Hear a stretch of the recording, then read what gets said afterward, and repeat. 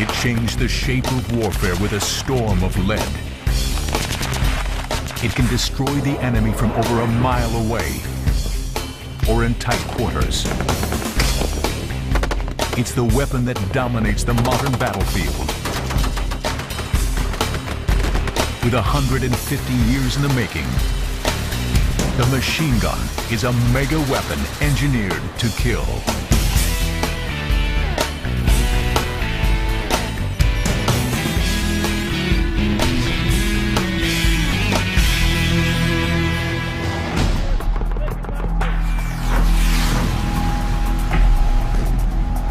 The 1st Battalion, 6th United States Marines, mobilizes in the Mojave Desert. In this training exercise for Iraq, they are planning an all-out assault on the enemy trenches. 3 specialized forms of machine guns are vital to the attack, and all come from key breakthroughs in weapons development. First, the big guns in the rear rain down heavy caliber ammunition on the enemy. Next, the infantry will move in for the kill, armed with lighter, highly mobile automatic weapons. And if necessary, they can call for devastating machine gun fire from above.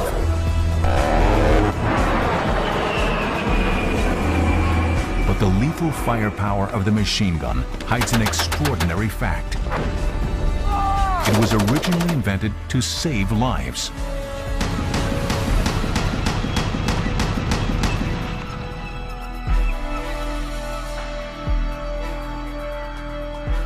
Dr. Richard Jordan Gatling was a trained physician who never practiced medicine, but devoted his life to engineering. In 1861, the opening months of the American Civil War, Gatling was shocked by the sheer number of dead and wounded passing through his hometown in Indiana. In addition to battlefield casualties, he realized that many soldiers succumbed to disease and malnutrition. Thousands of lives could be saved simply by reducing the number of men in the field. It occurred to me that I could invent a machine, a gun, that would, by its rapidity of fire, enable one man to do as much battle duty as 100. The new machine gun was to take and make his name, the Gatling gun. The key feature of Gatling's invention is that it had multiple barrels, each with its own firing mechanism. A hand-operated crank rotates the barrels so that they pass under the magazine at the top of the gun. Each barrel is loaded at the 12 o'clock position. When it moves to the 1 o'clock position, a spring-loaded pin fires the bullet. Then the barrel moves to the bottom of the gun and the spent cartridge falls to the ground. The result is that while one barrel is firing, the others are simultaneously reloading, allowing for extremely rapid fire. Gatling hoped his gun could match the firepower of many rifles, drastically reducing the number of men needed on the battlefield.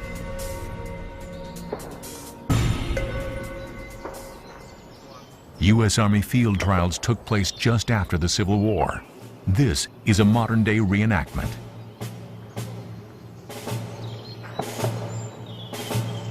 Here in Kenosha, Wisconsin, a company of 15 riflemen will compete with the Gatling gun to compare firing speed. You ready for action? No way. We can beat that thing. We'll That's not a problem. Good luck, Pat. Good luck. The rules of engagement are simple. There are 2 targets. On the right for the rifleman, on the left for the Gatling gun. Whoever achieves the most hits in 60 seconds is the winner. The riflemen are highly skilled sharpshooters, but their firing rate will be limited by the technology of the day. Jim Bullion explains. Well, the Civil War soldiers were issued 40 rounds of paper-wrapped cartridges, kind of like this. And he would have to tear the cartridge, pour the powder down the barrel, slow you down while you're in the heat of battle.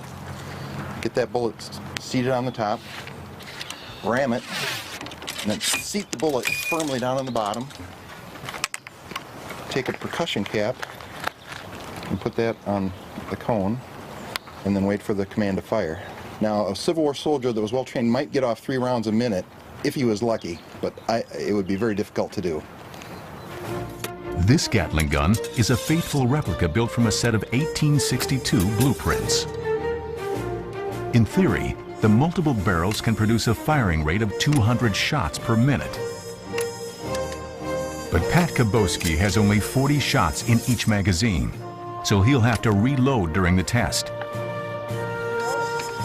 Fresh ammunition will be supplied by his son and grandson, feeding the Gatling gun's voracious appetite for bullets. I would hope to get at least 120 to 150, 60 rounds per minute. That's what I'd like to get. I think that would be enough to get this motley crew on their tails. You gotta hit it first. Screaming. I'll show you a little bit how fast it goes. Kaboski mustn't overheat the gun by cranking too fast. The metal components could expand, risking a catastrophic seizure.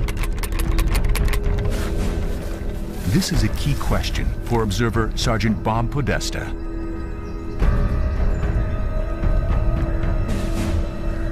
As a former machine gunner with the British Army's Special Forces, he knows that weapons reliability is a matter of life and death. The gunner has got to fire the gun with care and attention. The fact that it's only a 40-round clip means that every time the gunner has to change the clip, it helps the gun to cool down, so hopefully it won't jam. Will the Gatling gun's ingenious mechanism survive the test? Rifleman, your target is the red target. Gatling gun, your target is the blue target. Order arms. Load. Come to the ready.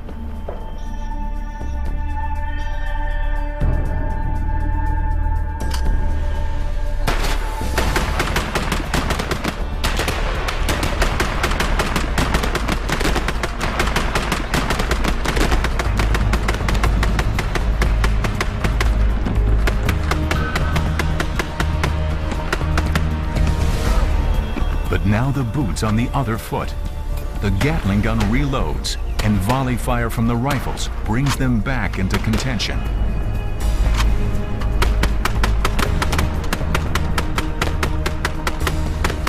The Gatling gun gets back in action, but does it have enough firepower to replace 15 men?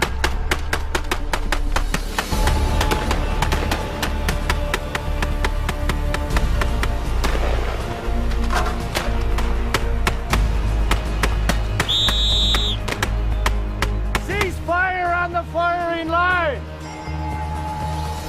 Cease fire! The smoke of battle clears.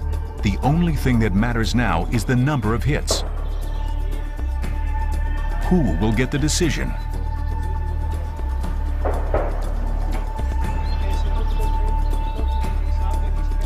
Yeah! Victory for the Gatling gun. The 15 riflemen made 45 hits. But the Gatling gun made 110 hits. It could have beaten 40 rifles. It went quite well. After we adjusted it for the windage today, it was kind of windy out there. We just settled in there and kind of eased it in there, you know. Real. Out of 15 men getting the 45 shots off in a minute, that was doing pretty good. And I don't think you could get any more than that off in battle. This is real clean, nobody's shooting at you. You're not ducking and looking out for your life. I would never face a Gatling gun. After seeing it in operation and helping Pat shoot, it's just too awesome of a weapon to go up against. The Gatling gun went into battle and was used with some success in the Spanish-American War of 1898. But in the heat of battle, the human operator turned out to be its weakest link. In the trials, the Gatling gun looked good, okay, but in actual battle, when the firer was firing the gun, okay, he would fire it sometimes too quickly. He gets too excited, crank the gun away so fast that the gun would jam, okay? Now, a jammed gun is no good to anybody. In its day, the Gatling gun was too unreliable for battlefield use, and it was shelved. But a new kind of machine gun was already on the way. and the basic idea is still in use today. When Megastructures returns, we return to Megastructures on the National Geographic Channel. This is the M2 machine gun, also known as the Ma Deuce. It's so reliable that this actual weapon has been in service since the 1950s. In their trench attack exercises, the U.S. Marines use it to soften up the enemy with heavy long-range fire. Where's that lube at? Unlike its predecessor, the Gatling gun, the Ma Deuce requires no hand cranking. It automatically produces continuous fire with no human intervention except for a finger on the trigger. Like all modern machine guns, the Ma Deuce traces its origins to another ingenious inventor, the creator of the first truly automatic weapon. Fire it all out.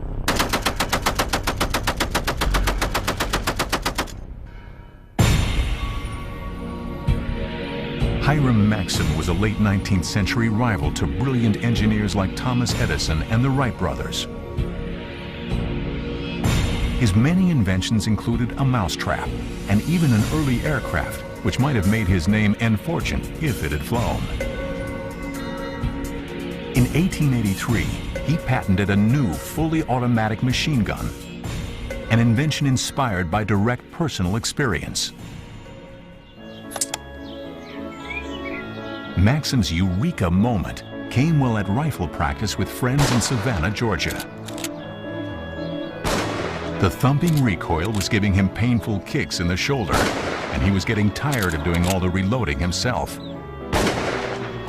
It suddenly occurred to Maxim to use one problem to solve the other. Could the force of the recoil be used to reload the weapon automatically?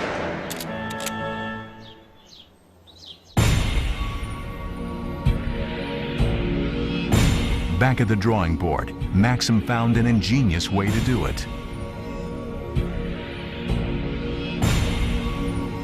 The key components, the barrel and the bolt. When the cartridges fire, both are forced backwards by the recoil. Then the barrel is pushed forwards again by a spring flipping out the spent cartridge. Meanwhile, the bolt is pushed forwards by another spring, loading and firing the next shot.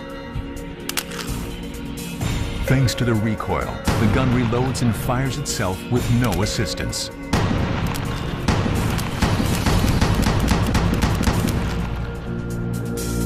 Now, Maxim was in the machine gun business.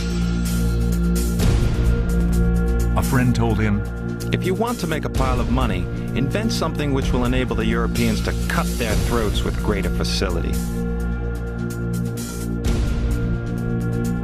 So Maxim moved to London and unleashed a sales offensive that matched brilliant engineering with flamboyant public relations. A series of high-profile publicity stunts spread news of the machine gun around the world. Power brokers from all nations were invited to fire the weapon for themselves. And one story, above all, became part of the Maxim folklore. He claimed that his machine gun could chop down trees. Deep in the woods of rural England, former Special Forces machine gunner Bob Podesta aims to find the truth about Maxim's story by trying it for himself. What do you think of these ones, Bob? Too straight. We can even leaning over a bit. Yeah, get one with a bit of top heavy on it. He'll be assisted by Sean Hindle, also an ex-machine gunner in the British Army. Ah, what do you reckon? This looks like a good one. Yeah, it's got plenty of tension on it, whereas that way it's hanging. Yeah. Now all they need is a machine gun. This is a 1916 Vickers gun, a British Army variation on Hiram Maxim's design, built by his London business partners. It's capable of firing 450 rounds per minute. But is that enough to bring down a mighty Scots pine?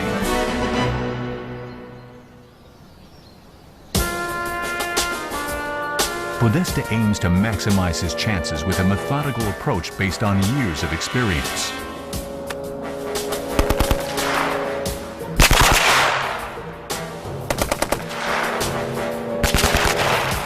Firing in short bursts is the Army-approved machine gun